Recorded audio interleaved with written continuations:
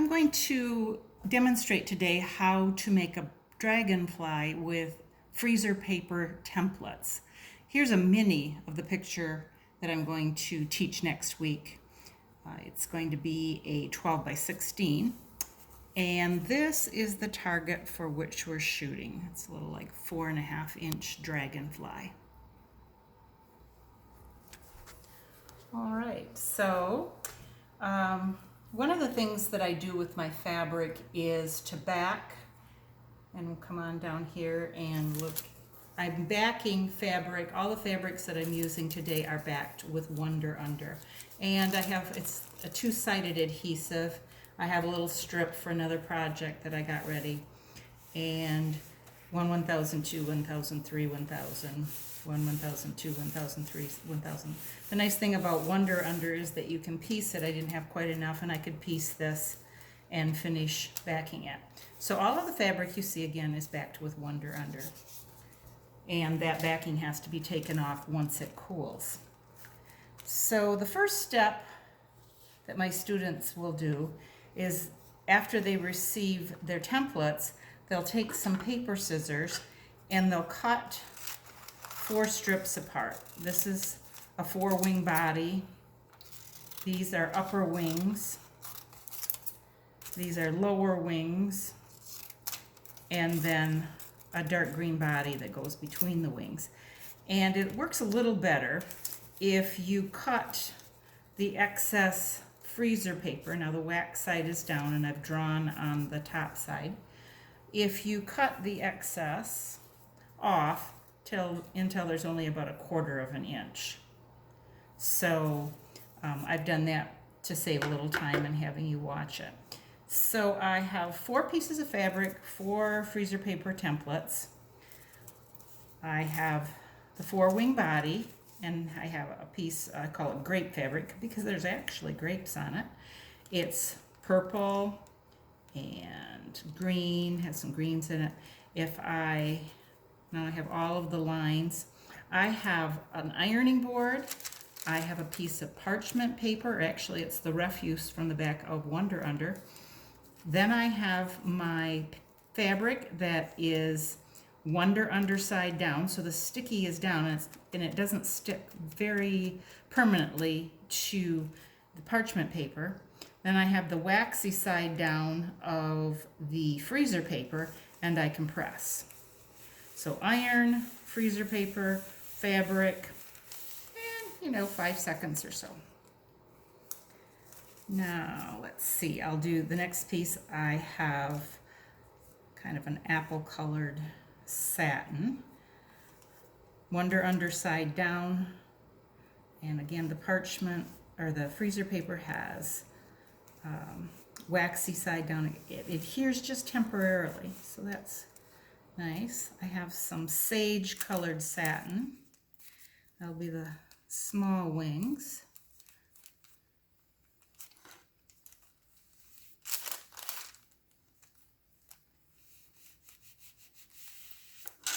And then I have the dark green body.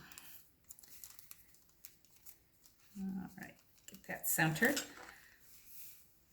Okay. Now the first one that I've ironed already has, I don't need the iron anymore, so I'm going to set it aside so I don't burn myself. I won't need it for a little while. This first one is already ready to peel off the parchment paper. So all 4 of these ready to peel off now, and they are ready to be cut apart. You leave, oops, this one came loose, but it's just a sample anyway. I've taken these and I've cut them next to the lines so that you don't have to watch me cut them out. So they are ready to go, and if I wiggle them just a little bit, they'll pull apart. I'll cut this a little bit. I didn't want them to go away too much. There's one wing. There's the other wing. We can wiggle them.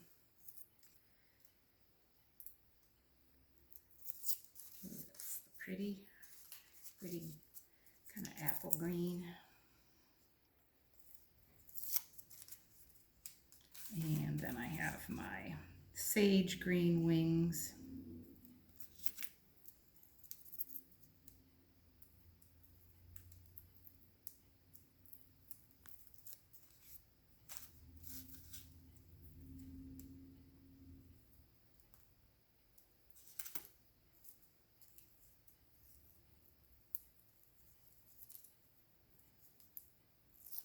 They're behaving quite nicely. And then my 4-wing set. All right. So this was the template stage. You get them all cut out. And the last thing the directions say to do is to take your little strip of dark purple and just make mini scallops on both sides. Just kind of cut them in and out, in and out, in and out. It doesn't have to be perfect. So I just make little divots and mini scallops, and it kind of looks like this. Okay, so I have all my pieces ready to go. The way I've constructed this, and I looked at a lot of pictures of dragonflies, the body has a little darker color, and so I put that piece, again the sticky side is down, iron comes back. So I put the purple on top of the green and I just let it cure for a minute. I'll peel it off there in a moment. And the next step says to take your sage colored wings and tuck them under, just barely under the bottom of the 4-wing set. Okay, they're just peeking out a little bit. And now I can press that whole thing.